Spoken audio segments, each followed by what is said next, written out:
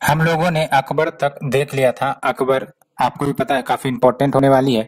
और अकबर से रिलेटेड जो भी डिटेल्स थे, उनके जो एडमिनिस्ट्रेशन थे और उन्होंने क्या पॉलिसी लाई, क्या उनकी रिलीजियस पॉलिसी थी, अलोंग विथ वेरियस डिटेल्स हमने देखे थे। आर्किटेक्चर्स देखे थे, क्या आर्ट में उनका कंट्रीब्यूशन था, और उनके सबसे इंपॉर्टेंट नवरत्नाज के बारे में भी हमने डिस्कस किया था, क्योंकि यहाँ से क्वेश्चन आ सकते हैं।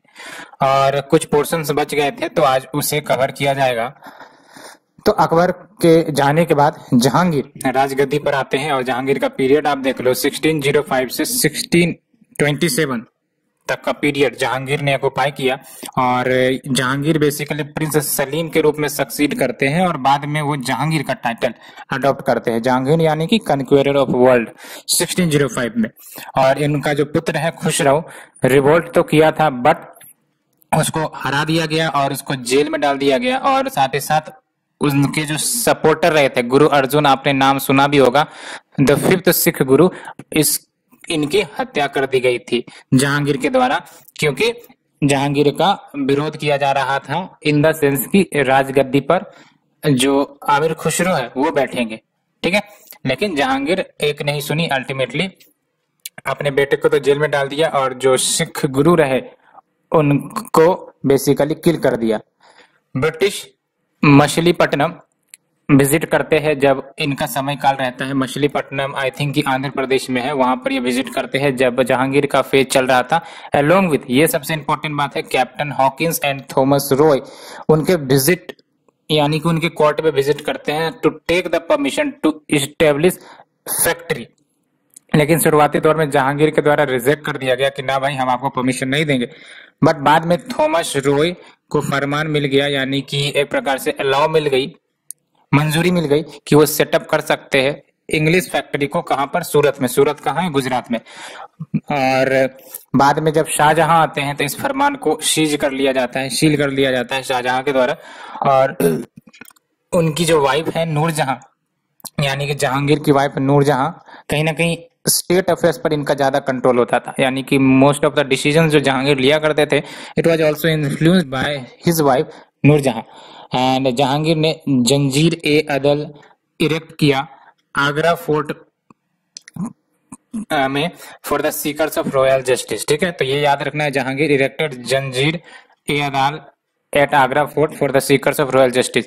एंड महतब खान इनके मिलिट्री जनरल थे, और महतब खान खुद जहांगीर के खिलाफ रिवोल्ट कर बैठे।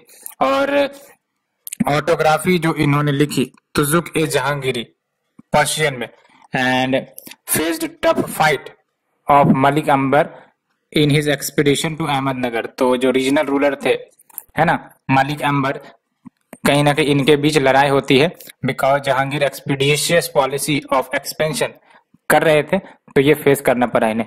साथ ही साथ इंट्रोडक्शन ऑफ दो अश्पा सिस्टम इन्हीं का था। तो दो अश्पा सिस्टम क्या था? तो बेसिकली मनसबदारी का ही मॉडिफिकेशन था।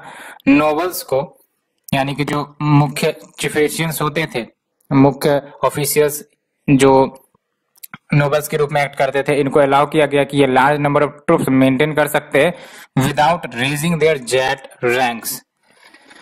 और आर्ट एंड आर्किटेक्चर के कंट्रीब्यूशन की बात करें तो इन्होंने वॉल को डेकोरेट करना शुरू किया विथ फ्लोरल डिजाइन, और उस फ्लोरल डिजाइन में सेमी प्रीशियस स्टोन्स लगा दी जाती थी। इसी टेक्निक को पेत्रा ड्यूरा टेक्निक कहा गया। पेत्रा ड्यूरा टेक्निक आपको ही पता होना चाहिए कि लेट्स से कि फ्लोरल डिजाइन है, ठीक है, ऐसे करके इसके बीच में कुछ सेमी प्रीशियस स्टोन्स ला दी जाती थी सो दैट जो डिजाइन है वो चमके, शाइन करे। यही है आपका पेत्रा ड्यूरा टेक्निक, ठीक है, जिसमें आपका सेमी प्रीशियस स्टोन अटैच कर दिया जाता है विथ द फ्लोरल डिजाइंस। और इन्हीं के दौरान बेसिकली आपका पेट्रा ड्यूरा टेक्निक स्टार्ट हुआ। एंड मोती मस्जिद एट लाहौर इन्होंने ही बनवाए। Laid Shalimar and Nishat gardens in Kashmir, and use of halo या फिर डिवाइन लाइट्स जो किंग के हेड के पीछे दिखाए जाते हैं, ये इन्हीं के पीरियड में इमर्ज हुए। तो ये बात जरूर याद रखनी है, द यूज ऑफ हेलो या divine lights behind king's head started under him, ठीक है, ये बात जरूर याद रखनी है आपको। So we have covered the Jahangir, और जहांगीर के बाद कौन आएगा? शाहजहां।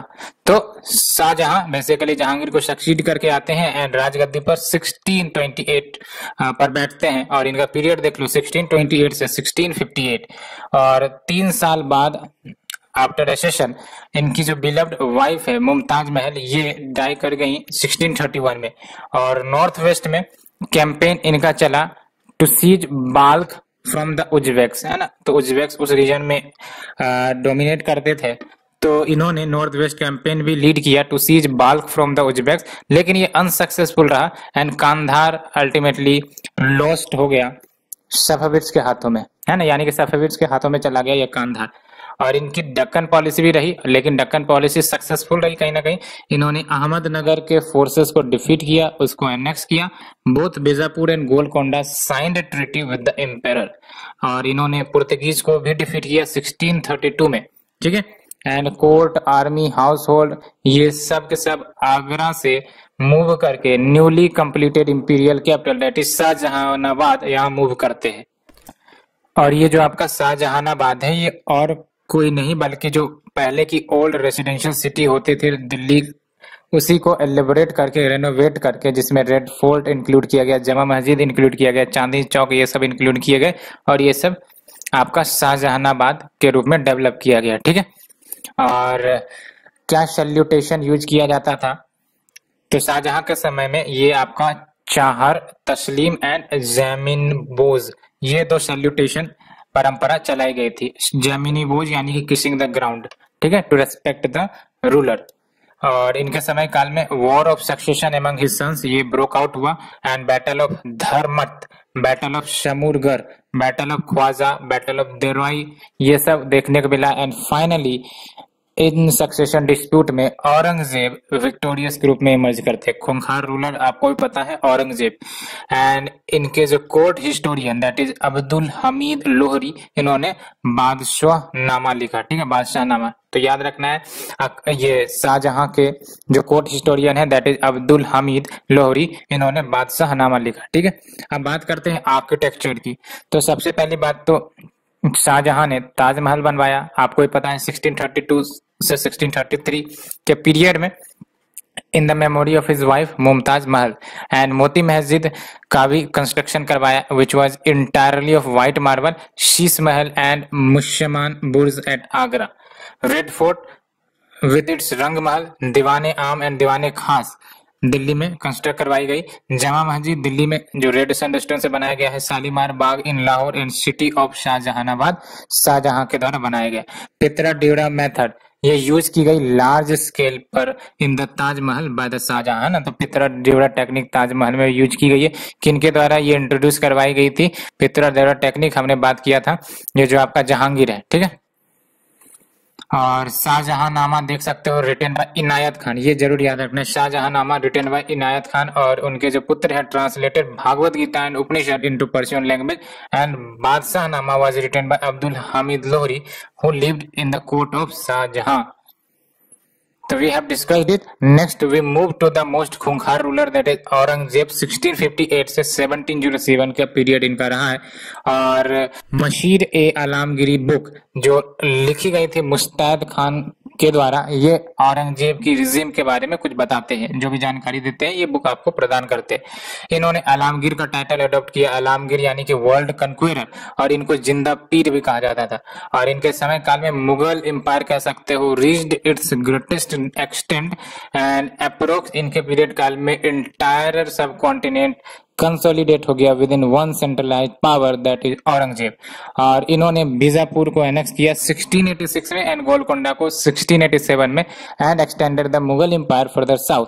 एंड इनको टफ फाइट झेलनी पड़ी शिवाजी महाराज से, दैट वाज मराठा किंग, और ये इंडिपेंडेंट स्टेट के रूप में अपने आप को कार्व्ड आउट कर लिए थे, और ये मुगल या फिर दिल्ली सल्तनत के एडमिनिस्ट्रेशन में नहीं आना चाहते थे। And discontinued official departments of history, तो ये याद रखना है ऑफिशियल डिपार्टमेंट ऑफ हिस्ट्री को इन्होंने डिसकंटिन्यू करवा दिया। Issued Zawabit e Alamgir that is decrees of Aurangzeb या फिर orders of Aurangzeb, and muhtasibs appoint किया करते थे to enforce the moral codes जो दिया जाता था under the decrees of Aurangzeb या Zawabit e Alamgir. And drinking sharab prohibit कर दी गई थी, cultivation and use of bhang and other drugs ये भी बैन कर दी गई थी। और ये बीना प्ले करने में कहीं ना कहीं काफी ज्यादा प्रोफिशिएंट थे, और फिर भी औरंगजेब ने म्यूजिक को कोर्ट में डिसअलाउ किया, no music in the court. And साथ ही साथ झरोखा दर्शन जो अकबर के द्वारा स्टार्ट करी गई थी, इन्होंने डिसकंटिन्यू करवा दिया। Also discontinue the celebration of Dussehra and Navroz, और नवरोज आपको ही पता है Persian festival. And royal astronomers and astrologers इनको भी डिसमिस कर दिया गया फ्रॉम सर्विस, है ना। तो ये सब बेचारे कहाँ जाएंगे, इनकी लाइवलीहुड पर कहीं ना कहीं असर देखने को मिलेगी। अब औरंगजेब ने Bibi ka Maqbara that is the replica of Taj, इसको बनवाया कहाँ पर, औरंगाबाद में। मोती मस्जिद भी बनवाया नियर रेड फोर्ट दिल्ली में। और शुरुआती में जो औरंगजेब थे उन्होंने न्यू हिंदू टेम्पल्स के कंस्ट्रक्शन पहले बंद करवाए, फिर रिपेयर ऑफ ओल्ड टेम्पल्स उसको भी बंद करवाया, उसके बाद डिस्ट्रॉइंग द हिंदू टेम्पल्स ये पॉलिसी इन्होंने अपनाई, है ना। एंड 1679 में जजिया एंड पिलग्रिम टैक्सेस जिसकी बात हम कर चुके हैं उसको भी ये रीइम्पोज करवाते। And he was not a tolerant of other Muslim sect, and celebration Muharram ये भी स्टॉप कर दी गई थी, है ना। एंड इन्होंने 9th Sikh Guru that is तेज बहादुर उसको भी एग्जीक्यूट करवाया। And it also resulted in the rebellion of Jats of Mathura and Satnamis of Mewar. Therefore Aurangzeb कहीं ना कहीं रेस्पॉन्सिबल है डिक्लाइन ऑफ मुगल के लिए, क्योंकि बहुत सारे रिवेलियंस इनके पीरियड में इमर्ज हो रहे थे, और इनकी जो एक्सपेंशनिस्ट पॉलिसी थी वो भी कहीं ना कहीं इनके निगेटिव वे में इफेक्ट कर रही थी एम्पायर को, है ना। खर्च बढ़ रहे थे और अल्टीमेटली कोई बेनिफिट्स नहीं, यानी कि कन्क्वेयर तो कर लेते थे, साउथ इंडिया को इन्होंने कन्क्वेयर किया, लेकिन कॉस्ट बेनिफिट रेशियो काफी कम निकला, ठीक है। खर्चे ज्यादा बढ़ गए, इकोनॉमी ध्वस्त हो गई, और अल्टीमेटली जब औरंगजेब का डेथ हुआ तो सक्सेशन डिस्प्यूट एलोंग विद अंग्रेज जो है वो तो ताक पर था कि कब ये खूंखार रूलर हटे और कोई वीक रूलर आए और तब एक्शन लिया जाए to weaken the Mughal empire as well as जो regional independency various Mughal states different location वाले करते जा रहे थे, जैसे बंगाल इंडिपेंडेंस हो रहा था, हैदराबाद इंडिपेंडेंस हो रहा था। तो ये सब तब होंगे जब औरंगजेब वीक होगा, मतलब औरंगजेब के बाद के जो रूलर हैं वो वीक रूलर्स आएंगे। तो मनसबदारी सिस्टम बेसिकली ऑलरेडी था, तो इन्होंने मनसबदारी सिस्टम के अंतर्गत एडिशनल रैंक क्रिएट किया जिसका नाम है मशरूत, है ना। And added one deduction called खुराक ए दबाव to meet the cost for feed of animals. And Aurangzeb ने राजपूत को भी अपॉइंट किया to the high positions, and under him जो मराठा है कहीं ना कहीं साइजेबल नंबर्स की संख्या उनके एम्पायर में, है ना, उनके ऑफिशियल्स लिस्ट में आते थे within the body of officers, है ना, क्योंकि ये एम्प्लॉय काफी ज्यादा करते थे। देख सकते हो औरंगजेब राजपूत को हाई पोजीशन भी अलाउ करते थे, and Maratha also have the sizeable number within the body of officers. And Miraj Mohammad Qasim इन्होंने अलामगीरनामा लिखा, ये भी याद रखना है, मिराज मोहम्मद कासिम अलामगीरनामा। और इनकी जो रिलीजियस पॉलिसी थी was responsible for turning the Rajput Marathas and Sikhs into the enemies of Mughal empire. अब बात करते हैं जागीरदारी सिस्टम, ये काफी इंपॉर्टेंट है, ठीक है। तो जागीरदारी सिस्टम का मतलब ये हुआ कि कोई पार्टिकुलर टेरिटरी है, अब उस टेरिटरी से रेवेन्यू कलेक्ट करना है, तो किसे ये अधिकार दिया जाए, है ना, किसे ये अधिकार दिया जाए, ये आपका जागीरदारी सिस्टम बताता था, ठीक है। तो it is a system of assignment of revenue of a particular territory to the nobles for their services to the state, ठीक है। और ये इंटीग्रल पार्ट था मनसबदारी सिस्टम का। तो टाइप ऑफ जागीर तो देख सकते हो, एक तो तनख्वाह जागीर थे, तो तनख्वाह जागीर जो है वो दी जाती थी इन लिeu ऑफ सैलरी, यानी कि कोई ऑफिसर्स काम कर रहे हैं, सर्व कर रहे हैं, अब उनको सैलरी देनी है, तो सैलरी के बदले उनको जागीर राइट्स यानी कि रेवेन्यू कलेक्टिंग राइट दे दिया जाता था किसी पर्टिकुलर लैंड का, है ना। तो उनको तनख्वाह जागीर कहा जाता था, और ये ट्रांसफरेबल थे एवरी 3 to 4 years, है ना। तो ये जागीर जो तनख्वाह जागीर थी ये ट्रांसफरेबल थी, एक व्यक्ति से दूसरे व्यक्ति के हाथों में, एक ऑफिशियल से दूसरे ऑफिशियल्स के हाथों में जा सकती थी। दूसरा है मशरूत जागीर, और ये मशरूत जागीर दी जाती थी ऑन सर्टेन कंडीशन। एंड तीसरा वतन जागीर, और ये वतन जागीर जमींदार या फिर राजाज को दी जाती थी इन देयर लोकल डोमिनियन। और ये इंपॉर्टेंट बात है कि ये हेरिडेटरी थी और ये नॉन ट्रांसफरेबल थी। तो क्या याद रखना है, वतन जागीर हेरिडेटरी एंड नॉन ट्रांसफरेबल, जो एक बार इसके हाथ में आ गई वतन जागीर का अधिकार वो फिर किसी और को ट्रांसफर नहीं किया जा सकता था, अनलाइक कि तनख्वाह जागीर में ये ट्रांसफरेबल थे, एंड है चौथा आपका अल्त मगहा जागीर, ये मुस्लिम नोबल्स को दिए जाते थे इन देयर फैमिली टाउन्स और प्लेस ऑफ बर्थ। अब बात करते हैं जमींदार की। तो जमींदार के पास हेरिडेटरी राइट हुआ करता था over the produce of land and direct share peasant के प्रोड्यूस से ये ऑक्युपाई करते थे, और ये शेयर 10 से 20% तक वेरी करता था in different parts of the country. And जो जमींदार थे साथ ही साथ स्टेट को भी ये मदद करते थे in the collection of land revenue, because land revenue जो भी कलेक्ट होती थी कुछ शेयर राजा को भी दिया जाता था, तो ऑलरेडी कहीं ना कहीं स्टेट को असिस्ट करते थे in the collection of land revenue. और इनके अपने आर्म्ड फोर्स हुआ करते थे, ये याद रखना है, इनके अपने आर्म्ड फोर्स हुआ करते थे and had to render the military duties as well, है ना। तो कभी हो सकता है कि वॉर छिड़ गया हो और राजा को मिलिट्री की जरूरत हो, आर्मी की जरूरत हो, तो ये सारे जो जमींदार होंगे अपने फोर्स लेकर इकट्ठा करके राजा की मदद करने के लिए जाएंगे। ये तरीका बनाया जाता था to safeguard the territory, to safeguard the provinces, है ना। तो ये जमींदार जो हैं वो अपने आर्म्ड फोर्सेस मेंटेन करते थे and military duties when required उसको भी परफॉर्म करते थे। Zamindar they are not the owner of all land comprising their zamindari. अब इंपॉर्टेंट बात, इंपॉर्टेंट टर्म्स एंड मीनिंग याद रखना है आपको। तैनाते रकब रिजर्व फोर्स को कहते थे, जैसे आज है ना आपका रिजर्व फोर्स होता है, उसी प्रकार से उस समय भी तैनाते रकब यानी कि रिजर्व फोर्स जो मुसीबत के समय या जरूरत के समय इनको इस्तेमाल किया जा सकता था to deal with the crisis. And takavi loans, आपको ही पता है एग्रीकल्चरल लोन दिए जाते थे, तकवी लोन्स, और किनके समय में ये तकवी लोन्स लाया गया था ये आप हमें बताओ, ये हमने आपको बताया भी था।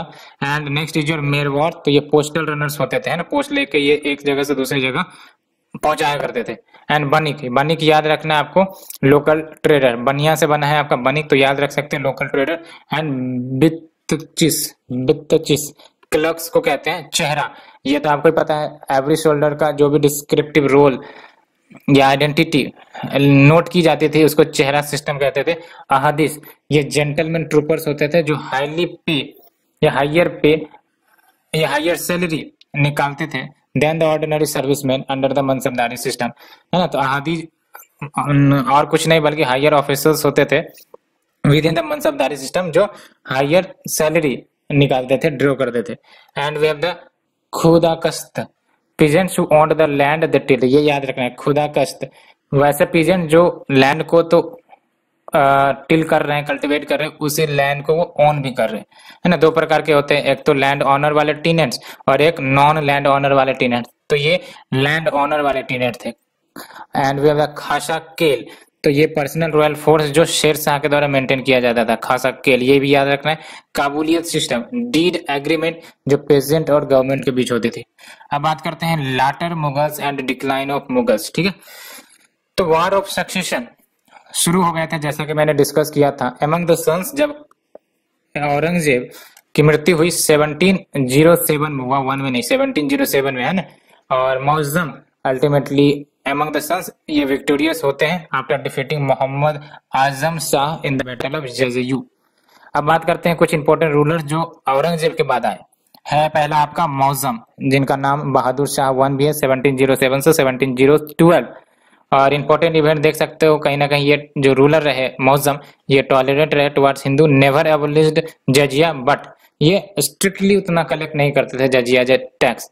एंड मराठाज को सरदेश मुखी का राइट भी दिया गया दक्कन एंड आउटसाइड रीजन में, बट चौट का ग्रांट, यानी कि चौट भी एक प्रकार से मराठा को एक रॉयलिटी कह सकते हो दिया जाता था, तो कहीं ना कहीं failed to grant the chauth, लेकिन हाँ सरदेश मुखी दी जाती थी इन्हें। Mughal historian like Khafi Khan gave him the title of Shah e Bekhabar, तो शाह ए बेखबर का टाइटल किसको? मुअज्जम को, क्योंकि ये बेखबर रहते थे, एडमिनिस्ट्रेशन से इनका कोई लेना देना नहीं था।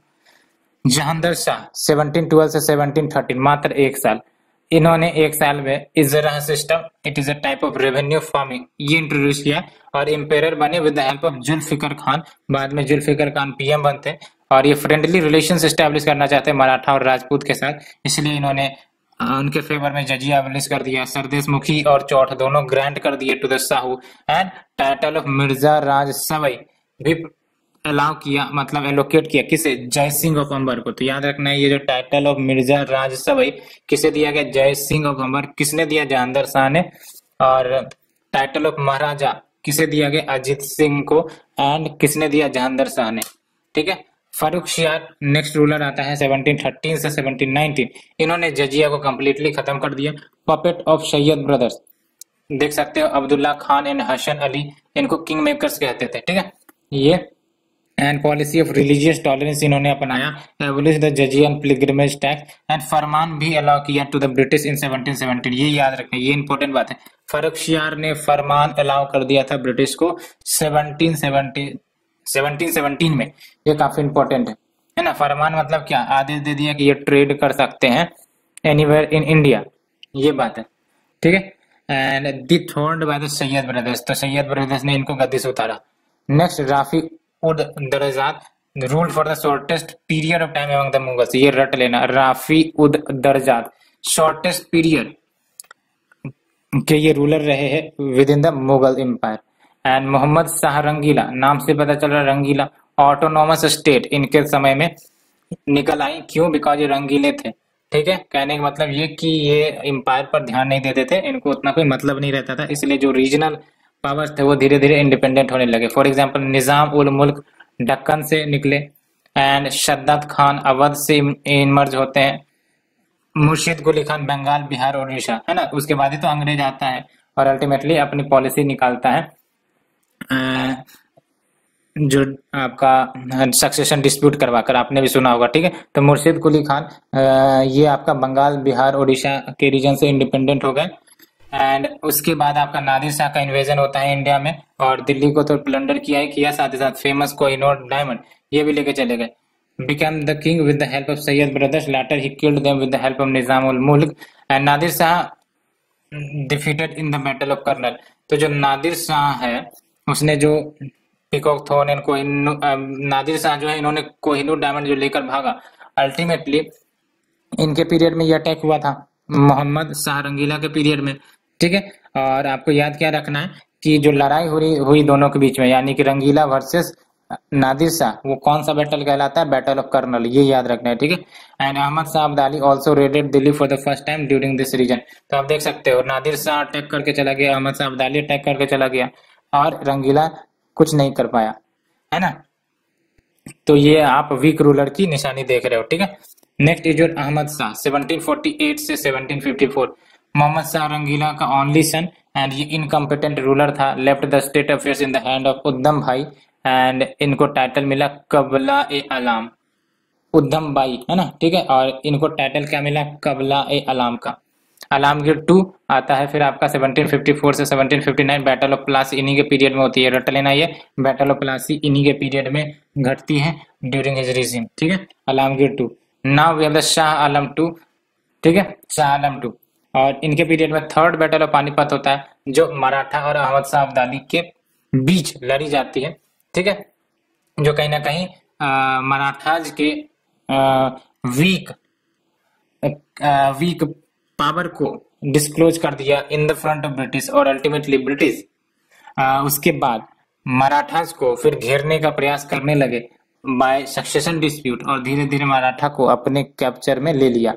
तो ये आप सोच सकते हो थर्ड बैटल ऑफ पानीपत कहीं ना कहीं एक डिसिसिव बैटल था और ये अंग्रेजों को ज्यादा फायदा पहुंचाया क्योंकि अंग्रेज समझ चुके थे कि अब कंट्रोल किया जा सकता है इन रीजनल पावर्स को, खासकर मराठा को। और ऑलरेडी उन्होंने बंगाल को कंट्रोल कर लिया था, मैसूर को कंट्रोल कर लिया था, हैदराबाद को कंट्रोल कर लिया था, बचा मराठा। और मराठा का ये जो थर्ड बैटल ऑफ पानीपत रहा कहीं ना कहीं निगेटिव इफेक्ट मराठा के रूल पर, रिजीम पर डाला।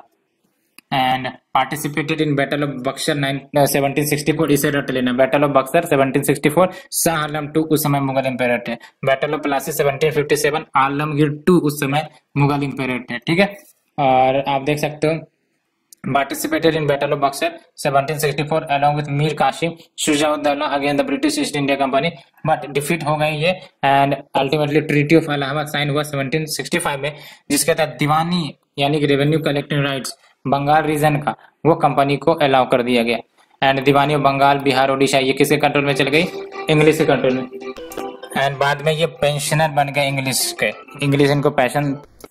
अकबर 2 की बात करें तो अकबर 2 आपको याद रखना है राम मोहन राय साहब जो थे, जो सोशल रिफॉर्मर थे, उनको राजा का टाइटल अकबर टू ने दिया। And he introduce Hindu Muslim unity festival Phool Walon ki Sair, ये याद रखना है, introduced Hindu Muslim unity festival Phool Walon ki सैर। बहादुर शाह टू 1837 से 1857 लास्ट मुगल इंपेयर का हो, और ये उर्दू पोएट भी थे, using Zafar as his pen name, है ना, तो जाफर इनका पेन नेम हुआ करता था। And participated in revolt of 1857 after which he was deported to Rangoon and died, है ना। तो कुछ इंपॉर्टेंट रूलर्स के बारे में आपको याद रखना है। अकबर टू खासकर ये याद रखना है, राम मोहन राय को टाइटल राजा का इन्होंने दिया था। Shah Alam two battle of Buxar, third battle of Panipat इनके दौरान हुए थे, इनके रिजीम में हुआ था। ट्रीटी ऑफ इलाहाबाद इनके रिजीम में हुआ था। दीवानी राइट जो बंगाल बिहार ओडिशा को अलाउ करी गई, इन्हीं के द्वारा अलाउ करी गई थी, शाह आलम टू के द्वारा। और आलमगीर टू के दौरान बैटल ऑफ प्लासी 1757 में होता है। और अहमद शाह बेसिकली इनके बारे में ये याद रखना है कि ये इनकम्पिटेंट रूलर तो थे ही थे। State affairs in the hand of उद्धम बाई, एंड उद्धम बाई को टाइटल कुबला ए आलम किसने दिया? अहमद शाह ने दिया। और ये इंपॉर्टेंट है जो आपके मोहम्मद शाह रंगीला, ये रूलर तो इंपॉर्टेंट नहीं, लेकिन इनके पीरियड में कुछ इंपॉर्टेंट घटना घटी। पहली बात तो ऑटोनोमस स्टेट के रूप में इमर्ज होता है वेरियस प्रोविंसेस, जैसे निजाम उल मुल्क ढक्कन से, सद्दात खान अवध से, मुर्शिद कुली खान बंगाल बिहार ओडिशा से, ठीक है। एंड देख सकते हो अहमद शाह अब्दाली रेड करते हैं इन्हीं के रिजीम में, as well as Nadir Shah Rangila को डिफीट करते हैं in the battle of Karnal, and ultimately Kohinoor diamond लेके चले जाते हैं यहाँ से। तो ये कुछ इंपॉर्टेंट डेवलपमेंट्स हुआ। अब बात करते हैं क्यों आखिरकार मुगल्स का डिक्लाइन हुआ। तो पहली बात तो ये कि lack of stability after Aurangzeb, Aurangzeb के जाने के बाद अनस्टेबिलिटी आ गई एम्पायर में। आप देख सकते हो कि with in shorter span of time कितने रूलर्स जो हैं डिथोर्न और थोर्न हो रहे हैं, देख सकते हो। बस 2-2, 3-3 साल के मोहताज थे ये सब रूलर। और आप औरंगजेब को देखो तो लंबे समय तक ये गद्दी पर रहे, सेंट्रलाइज पावर बना के रखे। लेकिन यहाँ पर औरंगजेब के बाद जो रूलर थे काफी वीक थे, 2 साल 3 साल 5 साल तक ही रूल करते थे, और सब मनमौजी रूलर थे, कुछ को छोड़ दिया जाए तो। That's why weak ruler always dethrone the power, and ultimately वो टेक ओवर करी जाती है डिफरेंट पावरफुल रूलर के द्वारा। तो lack of stability after Aurangzeb, and most of the empires ये पपेट बन गए in the hand of powerful nobles जो एडमिनिस्ट्रेशन रन करते थे ऑन देयर बिहाफ, ठीक है। And weak military and political administration कह सकते हो, जो नादिर शाह ने एक्सपोज करवा दिया। अहमद अब्दाली का इन्वेजन ने भी एक्सपोज कर दिया कि भाई साहब इनके हाथों में अब कुछ है नहीं, आराम से ये लुटेरे आ रहे हैं, लूट के जा रहे हैं, कोई फर्क नहीं पड़ रहा। और अंग्रेजों को भी ये मौका मिला। Emergence of autonomous state and hence weakening of the central power. Orthodox policy of Aurangzeb, है ना, इनकी एटीट्यूड देख लो मराठास के प्रति। Rajput and Jat made them as his enemy, and इनकी रिलीजियस पॉलिसी जो थी वो कहीं ना कहीं एलिनेट करी थी हिंदूज को। तो ये हमने डिस्कस कर लिया complete. And let's move to the next topic, Maratha state 1674 से 1720, और ये पीक फेज पर थे मराठा, है ना। और मराठा कॉन्फिडेंसी आपका 1720 से 1818 तक चलता है। उसके बाद तो आपको ही पता है कि जो इंग्लिश है इन्होंने कहीं ना कहीं मराठा कॉन्फिडेंसी को वीक कर कर इसको अलग थलग कर दिया, और अल्टीमेटली वो सोल पावर इंडिया का बन गया। कौन? इंग्लिश, है ना। तो कुछ इंपॉर्टेंट डिटेल्स की बात करते हैं मराठा स्टेट के बारे में। मराठा स्टेट आपको ही पता है जो प्रेजेंट डे महाराष्ट्र है, उन रीजन में मराठा स्टेट हुआ करते थे। और पीरियड आप देख सकते हो मराठा स्टेट जब अपने पीक समय पर था, पीक पावर पर था, 1674 से 1720 के बीच।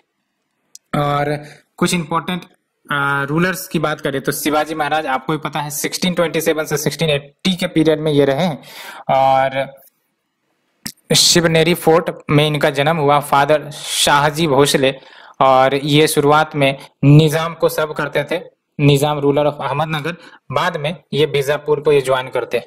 मदर जीजाबाई, एंड इनको जागीर प्राप्त हुआ फ्रॉम हिज फादर 1637 में। एंड 16 इयर्स के एज में इन्होंने तोरन फोर्ट को कैप्चर कर लिया। उसके बाद इन्होंने लगातार वेरियस फोर्ट्स कैप्चर करते चले गए, और इनकी पावर कहीं ना कहीं दिखती चली गई लोगों के बीच, है ना। और इन्होंने फिर बाद में इंडिपेंडेंट मराठा किंगडम भी स्टेब्लिश किया, जिसमें रायगढ़ उनका कैपिटल हुआ करता था। साथ ही साथ इन्होंने जावेली को कैप्चर किया फ्रॉम चंद्रराव मूर 1656 में, और बैटल ऑफ प्रतापगढ़ जब 1659 में हुआ तो इन्होंने अफजल खान जो आदिल शाह के जनरल थे उनको भी मारा। And battle of Pavan Khind 1660 में होता है, और इसके तहत small Maratha force which was led by Baji Prabhu Deshpande held back the larger enemy to buy time for Shivaji to escape, है ना। तो कहीं ना कहीं शिवाजी को मौका दिया to escape during the battle of Pavan Khind 1660 में ये बैटल हुआ था बेसिकली, है ना। और शिवाजी कहीं ना कहीं डिफीट हुए बाय शस्ता खान जो औरंगजेब के द्वारा भेजा गया था। बाद में बोल्ड अटैक शिवाजी ने किया on the Shaista Khan military camp at Pune 1663 में, और कहीं ना कहीं उनको घायल भी किया था। ट्रीटी ऑफ पुरंदर ये याद रखना है 1665 में होता है, और ये आपका राजा जय सिंह ये औरंगजेब की तरफ से रिप्रेजेंट कर रहे थे, ठीक है। ट्रीटी ऑफ पुरंदर 1665 में साइन बिटवीन राजा जय सिंह ये आपका औरंगजेब की तरफ से थे और शिवाजी के बीच हुआ था, और इसके तहत शिवाजी ने कुछ फोर्ट्स मुगल को दे दिए, एंड आगरा भी ये गए थे टू मीट द औरंगजेब, और उन्होंने मुगल्स को डिफीट भी किया। बैटल ऑफ शाहलेर में 1672 में हुआ था ये battle, and he was crowned and assumed the title Maharaja Chhatrapati Shivaji 1674 में एट रायगढ़ फोर्ट, और 1680 में इनकी मृत्यु हो जाती है एट द एज ऑफ 52। तो ये हमने शिवाजी के बेसिक के बारे में जाना। आपको कुछ ट्रीटी याद रखने, ट्रीटी ऑफ पुरंदर जरूर याद रखना है। औरंगजेब की तरफ से राजा जय सिंह रिप्रेजेंट कर रहे थे और शिवाजी के बीच में ट्रीटी हुई थी, इसमें कुछ फोर्स जो है शिवाजी की तरफ से मुगल्स को दिया गया था, एंड अल्टीमेटली आगरा भी विजिट किए थे to meet the Aurangzeb. And फिर आप देख सकते हो, हाँ, मुगल्स को डिफीट किया इन्होंने इन द बैटल ऑफ शाहलेर 1672 में, and he was crowned and assumed the title of Maharaja Chhatrapati in 1674 at Raigarh fort. अब बात करते हैं सबसे इंपॉर्टेंट शिवाजी एडमिनिस्ट्रेशन के बारे में, ठीक है। तो इन्होंने टेरिटरी को 3 प्रोविंसेस में डिवाइड कर रखा था। प्रोविंसेस खुद डिवाइडेड था प्रांत में, आज भी टर्म प्रांत यूज किए जाते हैं ना, तो प्रोविंसेस के अंदर प्रांत, और प्रांत के अंदर आपका परगनाज या फिर तरफ आते हैं, ठीक है। तो सबसे पहली बात तो ये कि टोटल मराठा लेट से कन्फेडरेसी है ना, इसके अंदर वेरियस प्रोविंसेस है। वेरियस प्रोविंसेस के अंदर जाओगे तो आपको प्रांत मिलेंगे, ठीक है, प्रांत मिलेंगे, और प्रांत के अंदर जाओगे तो आपको परागंस या फिर तारप्स मिलेंगे, ठीक है। और शिवाजी की जो वेल ऑर्गेनाइज्ड आर्मी और नेवी भी थी, और रेगुलर आर्मी जो शिवाजी का हुआ करता था उसको पगा कहते थे, एंड दोज ऑफ लूज एक्सुलरीज उसको सिलाहदार कहते थे, और सुपरवाइज करी जाती थी हवलदार के द्वारा, ठीक है। तो रेगुलर आर्मी कौन, पगा, एंड लूज एक्सुलरी जो कभी कभी काम आ जाते थे मुसीबत के समय या फिर जब वार जैसी स्थिति होगी तब सिलाहदार का भी इस्तेमाल किया जाता था, एंड ये सबको सुपरवाइज करी जाती थी हवलदार के द्वारा। सैलरी कैश में पे करी जाती थी to the regular soldier, and कभी कभी जो चीफ्स थे उनको रेवेन्यू ग्रांट भी मिलते थे, सरंजमी सिस्टम, ठीक है। And he was assisted by council of minister, और काउंसिल ऑफ मिनिस्टर अष्ट प्रधान मॉडल पर, नवरत्ना पर नहीं, अष्ट प्रधान मॉडल पर बना हुआ था।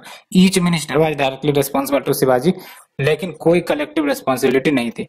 अष्ट प्रधान मंडल में कुछ इंपॉर्टेंट 8 मिनिस्टर्स के नाम आप याद रखोगे तो रख लो, 1 2 3 4 5 6 7 8, ठीक है। तो पेशवा मुखिया प्रधान कहा जाता था इनको, और ये फाइनेंस एंड जनरल एडमिनिस्ट्रेशन देखते थे। बाद में ये पेशवा प्राइम मिनिस्टर बनते हैं। सेनापति इनको शर नौबत कहते हैं, military commander, and Majumdar Amatya जो कि अकाउंटेंट जनरल थे। वक्नविश मंत्री हुआ करते थे, intelligence post and house hold affairs वाले मैटर्स को डील करते थे। सचिव इनको शुरनवीज कहते थे, कॉरेस्पॉन्डेंस, एंड दावीर सुमंत कहते थे, foreign minister and master of ceremonies, and न्यायाधीश आपको पता है जस्टिस पंडितराव दैट इज सदर। हाईएस्ट प्रिस्ट हुआ करता था, मैनेजिंग इंटरनल रिलीजियस मैटर, ये जरूर याद रखना, पंडितराव सदर highest priest managing internal religious matters, ठीक है।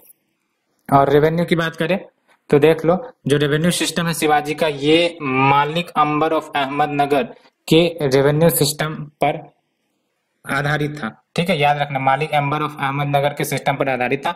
लैंड मेजर करी जाती थी यूजिंग मेजरिंग रोड कॉल्ड काठी, and discourage the revenue farming, याद रखना, not encourage, discourage the revenue farming. And chat basically Sardesh मुखी, ये दोनों टैक्स हुआ करते थे, और चौट का मतलब नाम से पता चल रहा है, चौट यानी कि 1/4 ऑफ लैंड रेवेन्यू जो मराठा को दिए जाते थे बाय द वेरियस किंगडम कह लो या फिर by the various provinces other than the Maratha one, so that Maratha red ना करे उन प्रोविंसेस या उन रीजन को which is not directly control by Maratha itself. Otherwise अगर मराठा रेड करते थे तो काफी भारी नुकसान प्रोविंसेस को हो जाती थी, इसलिए वो बचने के लिए चौट पे कर दिए जाते थे उन रूलर्स के द्वारा। सरदेशमुखी एडिशनल लेवाई हुआ करता था, 10% लगाए जाते थे या फिर 1/10 लगाया जाता था। स्टैंडर्ड लैंड रेवेन्यू था ऑन दोज लैंड्स जिस पर मराठा अपना हेरिडेटरी राइट्स क्लेम करता था। And reduce the power of existing Deshmukhs and Kulkarni and appointed own revenue officer जिसको करकुंस कहा जाता था। नेक्स्ट संभाजी आते हैं 1680 से 1689 के बीच। तो संभाजी शिवाजी महाराज के बेटे थे and as per the treaty of Purandar ये मनसबदार भी मुगल्स के बने थे, ठीक है। तो ऑफिशियल्स के रूप में ये मौजूद थे within the Mughals under the treaty of Purandar, और इनका जो रूल है वो largely shaped by ongoing Wars जो मराठा किंगडम और मुगल एम्पायर के बीच चल रहे थे, as well as other neighbouring powers भी वेरियस वॉर्स में इंगेज थे, जैसे सिद्दीज हो गए, मैसूर, पुर्तगीज इन गोवा। 1687 में बैटल ऑफ वाई होता है और इसमें मुगल फोर्सेस को ये डिफीट कर देते हैं। 1689 में संभाजी को कैप्चर कर दिया जाता है, टॉर्चर एंड एग्जीक्यूट कर दिया जाता है मुगल्स के द्वारा, and ultimately he succeeded by his brother Rajaram one. Sahu 1707 से 1749, और साहू आप देख सकते हो जब औरंगजेब गया यानी औरंगजेब की डेथ हुई तब ये साहू आपका आते हैं। और साहू का जो रिजीम था इसमें आपको पेशवा का राइज होता है। पहली बात तो ये कि औरंगजेब निकल लिया था, है ना, एंड जो भोसले थे वो कहीं ना कहीं सिर्फ फिगर हेड्स के रूप में थे। और राजा राम टू या राम राज के समय जो छत्रपति का पावर था वो ऑलमोस्ट ओवरशेडो हो गया बाय द पेशवा। कहने का मतलब ये है कि इस पीरियड में पेशवाशिप का राज होता है। पेशवा काफी इंपॉर्टेंट एडमिनिस्ट्रेटर के रूप में इमर्ज होता है ना। आप कुछ इंपॉर्टेंट पेशवा आपको याद रखने। फर्स्ट पेशवा आपका बालाजी विश्वनाथ 1713 से 1720 के बीच, और इन्होंने यानी कि बालाजी विश्वनाथ ने अपनी कैरियर स्मॉल रेवेन्यू ऑफिशियल के रूप में स्टार्ट करते हैं एंड इनको सेना करटे का भी टाइटल दिया गया 1708 में बाय शाहू, एंड ये पेशवा बनते हैं 1713 में। एंड ये जो पोस्ट है ये काफी इंपॉर्टेंट बन जाता है, उसके बाद से पावरफुल बन जाता है। उसके बाद इसको या इस पद को पेशवाशिप को हेरिडेटरी भी बना दिया गया। उसके बाद आपका आता है मराठा कन्फेडरेसी 1720 से 1818 तक चलता है। कुछ इंपॉर्टेंट पेशवा आपको याद रखने इस पीरियड में, क्योंकि इसी पीरियड में राइज ऑफ मराठा भी होंगे, फॉल भी होंगे। तो देख सकते हो बालाजी विश्वनाथ के बाद आपका बाजीराव वन आते हैं, एंड इस पीरियड में यानी कि बाजीराव वन के पीरियड में मराठा पावर अपने टॉप लेवल पर चरम सीमा पर पहुंच गई थी, and one of the greatest exponents of guerrilla tactics. Guerrilla tactics आपको पता डायरेक्ट लर्निंग नहीं है, बल्कि यूं कह सकते हो कि टैक्टिक्स के माध्यम से दुश्मनों को हराना है ना। Initiated the system of confederacy, इसलिए बहुत सारे फैमिलीज ये प्रोमिनेंट हो गए एंड एस्टैब्लिश देयर अथॉरिटी, है ना। कन्फेडरेसी का मतलब ही होता है, कन्फेडरेसी मतलब क्या, बहुत सारे जो इधर उधर है अल्टीमेटली सबको एक साथ लाओ, जैसे कोऑपरेटिव्स में होता है ना, उसी प्रकार से कन्फेडरेसी में होता है, और सबको बेसिकली एक साथ लाओ, एक साथ जुटाओ अंडर कॉमन ऑब्जेक्टिव। एंड इसलिए इस दौरान बहुत सारे फैमिलीज प्रोमिनेंट हो गए, महत्वपूर्ण हो गए, और अपने अपने अथॉरिटी डिफरेंट रीजन में एस्टेब्लिश भी किया। एंड ही कैप्चर्ड सैलिसिटे एंड बाशिन, किससे, पुर्तगीज से, इन द बैटल ऑफ वशाई 1733 में हुआ था। एंड ही डिफीटेड निजाम उल मुल्क इन 1737, एंड उसके बाद ट्रीटी ऑफ दुराई शराई ये करते हैं। एंड इनका several expedition in the north, ये कहीं ना कहीं मुगल को वीक करता था, and made Maratha supreme power in India. इन्होंने मुगल के बारे में कहा भी था, let us strike at the trunk of the withering tree and branches will fall of themselves. अब कुछ इंपॉर्टेंट किंगडम, यही तो है कन्फेडरेसी, ये सब मिलके कन्फेडरेसी बना रहे थे, ठीक है। तो कौन कौन से रीजन से ये रूल कर रहे थे, तो देख लो, सिंधिया कन्फेडरेसी ग्वालियर से, होलकर इंदौर से, पवार धार से, गायकवाड़ बड़ौदा से, भोसले नागपुर से, एंड पेशवा पूना से। अब आते हैं बालाजी बाजीराव वन या नाना साहेब वन, जिनका पीरियड 1740 से 1761 तक रहा। इन्होंने नवाब बंगाल अलीवर्दी खान को 1751 में ही डिफीट कर दिया था, और उसके बाद क्योंकि आपको पता है इस पीरियड में मराठा टॉप लेवल पर था, है ना, और 1/3 इंडियन सब कॉन्टिनेंट मराठा एम्पायर के अंतर्गत ऑलरेडी आ चुके थे इस पीरियड में, ठीक है। तो आप समझ सकते हैं मराठा एकमात्र उस समय पैन इंडिया रूलिंग के रूप में उभर सकता था, है ना। लेकिन अंग्रेजों की नीतियों के कारण कहीं ना कहीं आपका ये मराठास को पीछे हटना पड़ा। Signed agreement with Ahmad Shah Mughal empire थे और इसके तहत पेशवाज ने भरोसा दिलाया कि भाई साहब हम आपको प्रोटेक्ट करेंगे from internal as well as external enemy से, बट बदले में आपको चौथ देना पड़ेगा, यानी कि टाइप ऑफ टैक्स आपको पता है, from the north west provinces and Agra की टोटल रेवेन्यू देनी पड़ेगी, अजमेर की टोटल प्रोविंसेस की रेवेन्यू देनी पड़ेगी। ठीक है, तो ये कंडीशन लगाया गया था अहमद शाह जो कि मुगल एम्पायर थे उसके साथ। लेकिन साथ ही साथ इसी दौरान आपको पता है थर्ड बैटल ऑफ पानीपत होता है, थर्ड बैटल ऑफ पानीपत 1761 में, और इस ट्रीटी के अनुसार तो मराठा बचाएगा मुगल एम्पायर को, उनके किंगडम को, उनके एम्पायर को। तो अल्टीमेटली मुगल की तरफ से मराठा लड़ रहे थे और दूसरी तरफ आपका अहमद शाह अब्दाली ये थे, है ना। और दोनों के बीच आपका लड़ाई होता है, झड़प होता है। Ultimately third battle of Panipat में जो मराठा है वो डिफीट हो जाते हैं and he and his son Vishwas Rao died in the Panipat battle. And successor कौन आते हैं? माधव राव आते हैं, नारायण राव आते हैं, सवाई माधव राव एंड बाजीराव टू। अब बात करते हैं एंग्लो मराठा वॉर्स की। एंग्लो मराठा वॉर मैंने आपको बताया, जब ये पता चल गया ब्रिटिशर्स को कि भाई साहब बैटल ऑफ पानीपत में तो इनकी काफी हार हुई और अल्टीमेटली अब डरने की जरूरत नहीं है, अब हम मराठास को भी कन्क्वेर कर सकते हैं, जैसा हमने साउथ के साथ किया, जैसा हमने बंगाल के साथ किया, निजाम के साथ किया, अब मराठा को भी कन्क्वेर अपने कंट्रोल में लिया जा सकता है। तो आप देख सकते हो बैक टू बैक तीनों युद्ध लड़े गए, युद्ध नहीं वॉर लड़े गए between the Maratha empire and the British East India company over the territory. पहला है आपका फर्स्ट एंग्लो मराठा वॉर 1775 से 1782 के बीच में, और struggle of power between Sawai Madhav Rao and Raghunath Rao, है ना। ब्रिटिश ने समर्थन दिया।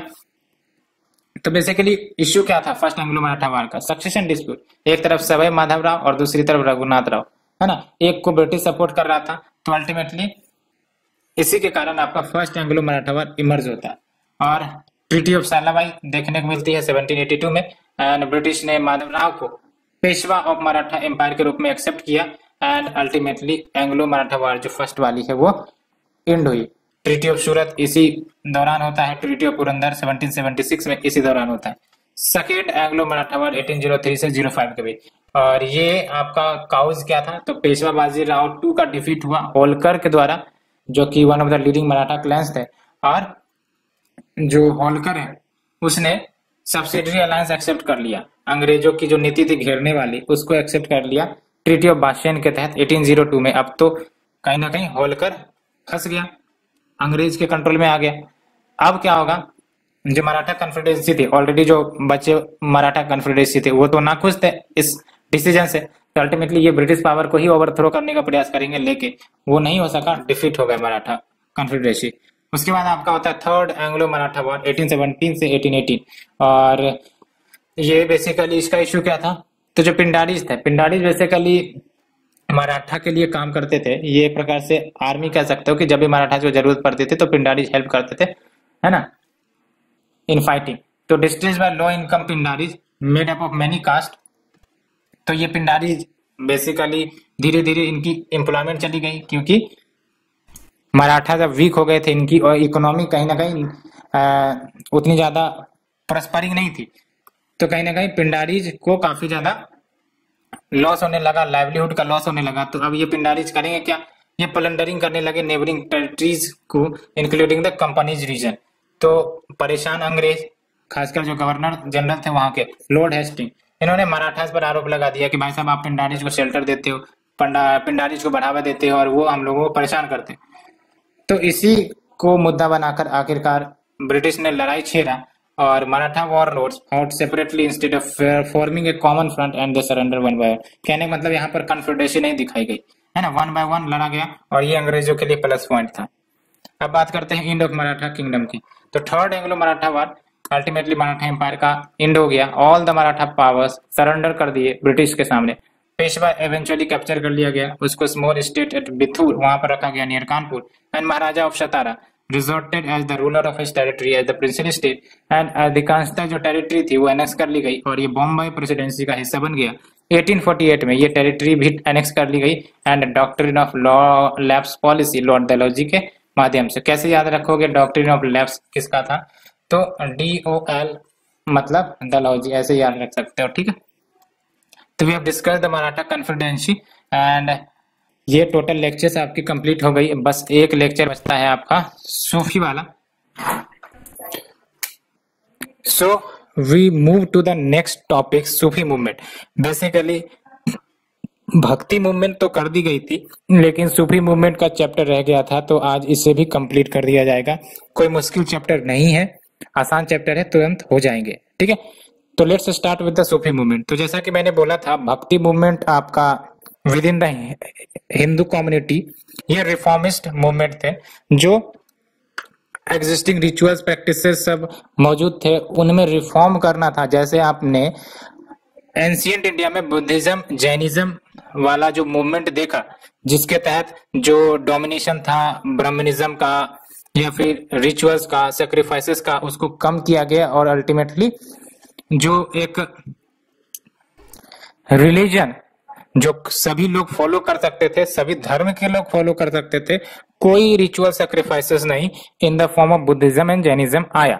उसी प्रकार से समय बढ़ता गया, बीतता गया, और बीतते बीतते मेडावल इंडिया आ गई, और यहाँ पर भी ऐसा ही कंडीशन कुछ एस्टेब्लिश हो रहा था, जहां पर within the Brahmanism there was dominance of rituals, there was dominance of Brahmins, है ना।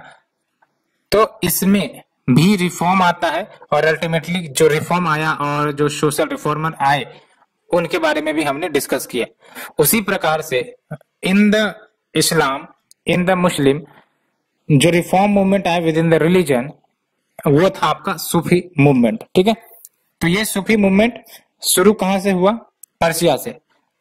12 AD में इसकी शुरुआत होती है, और कुछ रिलीजियस पीपल जो पर्शिया में थे वो एस्थेटिसिज्म में ट्रांसफॉर्म हो गए। व्हेन वी से एस्थेटिसिज्म, यानी कि सारे मटेरियलिस्टिक वस्तु को छोड़ दिया जाए, त्याग दिया जाए, और अल्टीमेटली डिवोशन ऑफ गॉड की तरफ ध्यान दिया जाए, है ना। और ये एस्थेटिसिज्म में क्यों बेसिकली इंगेज्ड हुए? Because of the increasing materialism of the Khalifa. Khalifa जो है मटेरियलिज्म की तरफ ज्यादा आकर्षित हो रहे थे, और अल्टीमेटली इनको लगा कि नहीं, भगवान से या फिर गॉड से जुड़ने का ये रास्ता तो नहीं होगा कि मटेरियलिज्म से अट्रैक्ट हो जाए, बल्कि हमें कहीं ना कहीं मटेरियलिज्म से अलग होना चाहिए और डिवोशन करनी चाहिए गॉड की, intense devotion to the God in the form of music, qawwalis, so that peace establish करी जाए, है ना। और इन्हीं को सूफीज कहा गया। और भारत में सूफी मूवमेंट को आने में कोई देर नहीं हुई। अल्टीमेटली 1300 AD में सूफी मूवमेंट की शुरुआत भारत में हो जाती है, लेकिन शुरुआती दौर में ये साउथ इंडिया में आपका 15th सेंचुरी में आया, ठीक है। तो साउथ इंडिया में ये 15th सेंचुरी में आया, और आप देख सकते हो वैसे भारत में ऑन एवरेज 1300 AD में आ चुका था। ये विचारधारा, कहने की मतलब है ये विचारधारा आपका 1300 AD में इंडिया में आ चुका था। सूफिज्म की बात करें तो मिस्टिकल आर्म ऑफ इस्लाम, इसमें आपका inner side of Islam creed, जिसको तशव्वुर कहते हैं, यानी कि बाहर मत देखो, अंदर झांको, अंदर पीस एक्युमुलेट करो, अंदर से भगवान का डिवोशन करो, अंदर से गॉड का, अल्लाह का डिवोशन करो, बाहर से नहीं। बाहर झांकने का मतलब है मटेरियलिज्म की तरफ आकर्षित होना, है ना, दूसरे में गॉड देखना, दूसरे की तरफ ध्यान देना, बल्कि आपको अपने अंदर रिफॉर्म करने हैं, आपको अपने अंदर पीस एस्टेब्लिश करनी है ना, एंड सेल्फ डिवोशन करना है to the God. And Sufism, इन्हीं को तसव्वुफ भी कहते हैं, is the name given to mysticism in Islam. And जब हम बात करते हैं सूफी का, तो सूफी मीन्स ऊल, यानी कि जो सूफीज थे वो लॉन्ग वुलन क्लोथ्स वियर करते थे, और इन्हीं वेशभूषा के नाम पर इनको सूफीज नाम दिया गया। और ये लिबरल रिफॉर्म मूवमेंट था with in the Islam, and इसमें लव एंड डिवोशन सबसे महत्वपूर्ण पार्ट था, है ना। यानी कि आपको भगवान को प्रसन्न करना है, गॉड को प्रसन्न करना है, तो वो आपका इंटेंस लव एंड डिवोशन के थ्रू ही होगा। इफेक्टिव मींस होगा ये आपका love and devotion for the realization of God. और ये पीर मुरीद के प्रिंसिपल पर आधारित है, यानी कि पीर जो teacher and there is student, है ना। जैसे स्टूडेंट और टीचर लर्न करते हैं है ना, और स्टूडेंट को इंटेंस रिविजन करना पड़ता है गुरु के सामने टू लर्न समथिंग। उसी प्रकार से पीर मुरीद आपको इंटेंस लव करने पड़ेंगे, डिवोशन करनी पड़ेंगे toward the God, to learn, to understand, to realize the God. Sufism spring from the doctrine of Wahdat ul Wujud, यानी कि यूनिटी ऑफ बीइंग, ये सबसे महत्वपूर्ण है। सूफिज्म की प्रिंसिपल जस्ट लाइक ये क्या कहती है, यूनिटी ऑफ बीइंग, यानी कि ऐसा नहीं है कि one person is different from another, all are one, all are part and parcel of the same god, and also propounded Ibn ul Arabi। मतलब ये कि जो वहादत उल वजूद that is unity of being, ये propound करी गई थी इब्न उल अरबी के द्वारा, ठीक है। एंड अर्ली सूफी संत जैसे रबिया, मंसूर बिन हलाल, ये सब कुछ अर्ली सूफी संत रहे हैं, याद रख सकते हैं रबिया, मंसूर और Mansoor.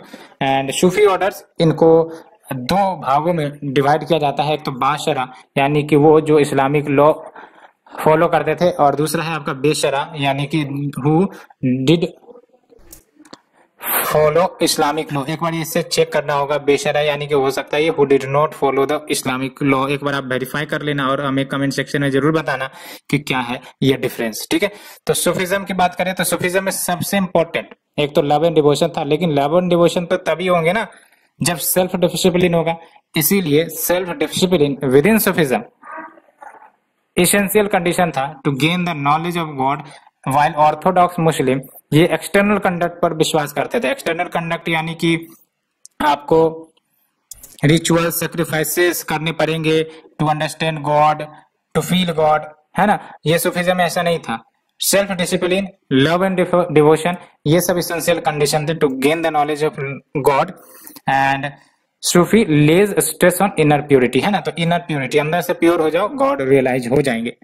Sufism entered in India between 11th and 12th centuries and Al Hujwiri ये फर्स्ट सूफी थे जो भारत में सेटल होते हैं, बट डाइड इन 1089 AD, जिनको पॉपुलरली दाता गंज नक्श भी कहा गया, that is distributor of unlimited retries.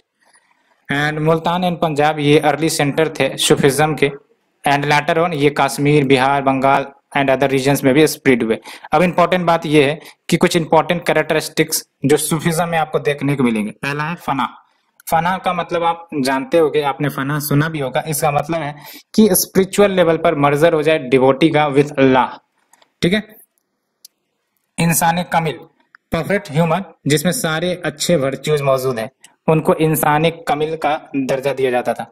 जिक्र तौबा, ये क्या होते हैं कि हर समय आप भगवान का, गॉड का नाम लेते रहो, है ना, चैंटिंग जिसको कहते हैं। जिक्र, जिक्र यानी कि हर समय आप भगवान का नाम लेते रहो। वहदतुल वहजुदी, इसका मतलब one God for entire universe, यानी कि there is one God, unity of God and unity of being. समा, स्पिरिचुअल डांस एंड म्यूजिक भी ये प्रमोट करते थे, सो दैट म्यूजिक के माध्यम से डिवोशन कर सके टू द गॉड। बट आपको ही पता है म्यूजिक अन इस्लामिक करार दिया जाता था, और हमने रूलर के बारे में पढ़ा, बहुत सारे रूलर ऐसे थे जिन्होंने अपने कोर्ट में म्यूजिक तक बंद करवा दी थी, पेंटिंग तक बंद करवा दी थी। लेकिन सूफिज्म में स्पिरिचुअल डांस एंड म्यूजिक का अलग ही रोल था, और वो इस माध्यम से इंटेंस डिवोशन भी करते थे गॉड का। अब बात करते हैं 3 stages in the history of Sufism. देख सकते हो पहला stage, second stage, third stage. तो फर्स्ट स्टेज खानका, ये आपका 10th सेंचुरी में आता है, और इसको एज ऑफ गोल्डन मिस्टिसिज्म भी कहते हैं। सेकेंड स्टेज आपका तारिका, 11th से 14th सेंचुरी के दौरान जब सूफिज्म को इंस्टीट्यूशनलाइज्ड किया जाने लगा, traditions and symbols started being attached to it. जो थर्ड स्टेज है वो तारीफा, 15th सेंचुरी ऑनवर्ड से, and the stage when Sufism become a popular movement. तो देख सकते हो 10th से शुरुआत हुआ, 15th आते आते सूफिज्म पॉपुलर मूवमेंट बन गया। अब बात करते हैं सूफिज्म एंड म्यूजिक। तो अनलाइक ट्रेडिशनल इस्लामिक परंपरा, सूफिज्म इनकरेज करती थी म्यूजिक को as a way to deepen the one's relation with God, है ना। जैसे गॉड को रिमेम्बर किया जाता था बाय जिक्र, यानी कि रिसाइटिंग द नेम, समा या फिर performance of a mystical music.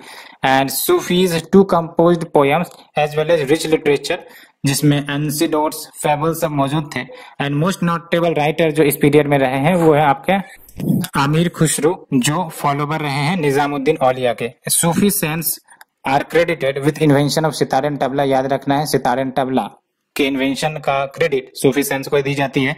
And it contributed to the evolution of classical music. Khayal style ये सूफीज्म की तरफ ज्यादा बेसिकली अट्रैक्टेड है। एंड आमिर खुसरो ये निजामुद्दीन औलिया के डिसाइपल थे and he gave unique form to sama. कुछ रागाज हमने डिस्कस किए थे जो आमिर खुसरो ने लाए थे, वो दो रागाज में तो एक तो सामा है और एक और था, याद है तो आप बताओ। Khusro is sometimes referred to as parrot of India, ये तो आपको ही पता है। इनके जो सॉन्ग्स थे वो सेवरल दरगाह में गाए जाते थे across the country. And Khusro is regarded as father of qawwali. तो आज जो आप कव्वाली सुनते हो उसके फादर कौन है? खुसरो साहब। ठीक है, अब बात करते हैं इंपॉर्टेंट फीचर्स। ये इंपॉर्टेंट फीचर्स मेंस के लिए प्लस प्रीलिम्स के लिए दोनों के लिए इंपॉर्टेंट है, इसको याद रखना है। ठीक है, याद क्या, समझने वाली चीजें समझ जाओगे। तो पहली बात तो ये कि elaborate rituals and codes of behaviour, ये सब जो मुस्लिम रिलीजियस स्कॉलर्स पहले फॉलो करते थे, ट्रेडिशनल मुस्लिम स्कॉलर्स फॉलो करते थे, सूफीज इन सबों को रिजेक्ट करते थे, है ना। ये बिलीव करते थे कि गॉड माशूक है और सूफीज जो आशिक से, माशूक मतलब लवर कह सकते हो, आशिक्स मतलब तो लवर होते हैं, माशूक यानी कि जिनको लव किया जाता है, माशूक एंड आशिक्स। And Sufism was divided into 12 orders, इन्हीं ऑर्डर को सिलसिला कहा जाता है। And each order was under a mystic Sufi saint, जिसमें 4 मोस्ट इंपोर्टेंट जो सूफी ऑर्डर है वो देख सकते हैं। एक तो चिश्ती ऑर्डर, दूसरा शुहरवादी ऑर्डर, तीसरा कादरिया एंड चौथा नक्शबंदीज। ठीक है, और सिलसिलाज की बात करें तो ये आपका कॉन्टिन्यूस लिंक होता था बिटवीन मुर्शिद that is the teacher and मुरीद that is the student. And ये खानकाह में रहा करते थे। खानकाह is nothing but place of worship, है ना। एंड नेम्स ऑफ सिलसिला were based on the name of founding figure. जैसे कादरी सिलसिला वो किसके पर बेस्ड है? शेख अब्दुल कादरी के नाम पर। एंड प्लेस ऑफ ओरिजिन पर भी सिलसिला का नाम रखा जाता था, जैसे चिश्ती, तो चिश्ती जब प्लेस इन अफगानिस्तान तो चिश्ती ऑर्डर भी आप सुनते होंगे। Sufism took roots in both rural and urban areas and deep social, political and cultural influence रहा on the masses, even all the community in today's India। हम लोग कव्वाली सुनते हैं, कितना मीठा, यूं कह सकते हो कि इंटेंस सॉन्ग होता है टू द गॉड। एंड ये सब कहीं ना कहीं कल्चरल इन्फ्लुएंस है सूफिज्म का, आज भी पहले भी था। और देख सकते हो Sufism believes that devotion is more important than fast और प्रेयर। डिवोशन पर ज्यादा फोकस था, devotion in love and self discipline, इसके बारे में तो हमने बताया ही। Sufism discuss the caste system, इसको भी अच्छे से याद रखना है। And Sufism has adopted extensively from the Vedanta school of Hindu philosophy, है ना। तो Vedanta school of Hindu philosophy से भी कहीं ना कहीं कह सकते हो कि बहुत सारे फीचर्स मैच करते हैं। And cardinal doctrines of Sufism क्या क्या है? कंप्लीट सरेंडर कर दो to the will of God, यानी कि जो होंगे गॉड की इच्छा से होंगे, है ना। बस अपने कर्म किए जाओ, ये है आपका कर्म कर फल की चिंता ना कर, complete surrender to the will of God. Annihilation of the self, है ना, becoming a perfect person. And ये जो कार्डिनल प्रिंसिपल है ऑल टुगेदर ये डॉक्ट्रिन ऑफ फनाह बनाते हैं। इसका मतलब है एनिहिलेशन ऑफ ह्यूमन एट्रीब्यूट्स, कैसे? Via union with God. और सूफिज्म में परफेक्ट बीइंग को वाली भी कहा गया है, that is saint, a word that literally means sincere friend. अब कुछ इंपॉर्टेंट सिलसिला ये ऑर्डर्स को डिस्कस करते हैं। एक तो चिश्ती ऑर्डर हो गया, एंड शुहरवादी हो गए, और तीसरा नक्शवादी हो गए, है ना। तो इसको डिस्कस करते हैं। सो अगर चिश्ती ऑर्डर की बात करें तो इस चिश्ती ऑर्डर के फाउंडर कौन है? ख्वाजा अब्दुल चिश्ती, याद रखना है। ये ऑर्डर पर्शिया में, सेंट्रल एशिया में ओरिजिनेट होते हैं। और मोइनुद्दीन चिश्ती, इन्होंने चिश्ती ऑर्डर को भारत में इंट्रोड्यूस किया। बाबा फरीद या फिर फरीउद्दीन गंज शक्कार ये डिसाइपल थे मोइनुद्दीन के। एंड इनके जो पोयम्स है वो गुरु ग्रंथ साहिब में भी लिखे गए हैं, मेंशन किए गए, इंक्लूड किए गए। एंड निजामुद्दीन औलिया, इनको सिद्ध या परफेक्ट कहा जाता था because of yogi breathing exercise. And समा was mostly associated with Chishti and belong to the बाशरिया। एंड अब बात करते हैं सेकंड ऑर्डर की, दैट इज शुराहवर्दी। इनके फाउंडर शेख सिहउद्दीन शुराहवर्दी थे। एंड मेन सेंटर कहाँ था? मुल्तान। एंड संत जो इस ऑर्डर के थे ये रिच हुआ करते थे and held important government position as well and associated with Delhi Sultanate. और फेमस संत इस ऑर्डर के देख सकते हो बहरुद्दीन जैचरियाच एंड बिलोंग टू बाशरिया। Next is your Naqshbandi. तो फाउंडर देख लो बहाउद्दीन नक्शबंद बुखारी। एंड ख्वाजा पीर मोहम्मद, इनने इंट्रोड्यूस किया नक्शाबंदी ऑर्डर कहां पर? भारत में अकबर के समय में। ये याद रखना है, Khwaja Pir Mohammad introduce Naqshbandi order in India during Akbar regime and orthodox sect था ये। एंड मुजाहिदीन opposed Shia philosophy of Wahdat ul Shuhud and इन्होंने रेड ए खाफिद भी लिखा एंड जहांगीर के द्वारा ये अरेस्ट कर लिया गया। तो we have discussed all the lecture series जो रिमेनिंग पढ़ रहे थे मेडावेल इंडिया के, एंड होप इसके बाद सारी लेक्चर सीरीज कंप्लीट कर दी गई है। And now we will be uploading the geography lectures. So friends, hope you understood, and if you then like, share, subscribe. Thank you friends, thank you very much.